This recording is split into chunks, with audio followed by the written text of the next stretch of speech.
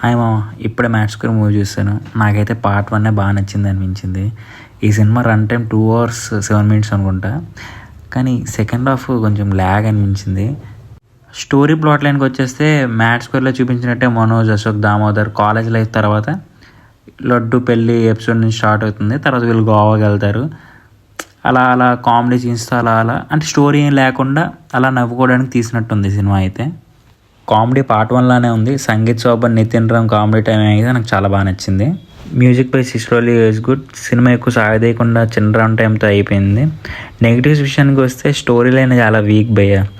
Forced scenes ఎక్కువ అయిపోయినట్టు అయితే అనిపించింది. సెకండ్ హాఫ్ డ్యూరేషన్ తక్కువ ఉన్నా నాకైతే చాలా లాగానే అనిపించింది. సంగీత్ శోభన్ అయితే ఈ సినిమాలో హీరో అని చెప్పొచ్చు. ఆయన కామెడీ టైమింగ్ అయితే చాలా బాగుంది. నితిన్ అశోక్ అనే క్యారెక్టర్తో యూత్ఫుల్ ఎనర్జీ అయితే చూపిస్తాడు.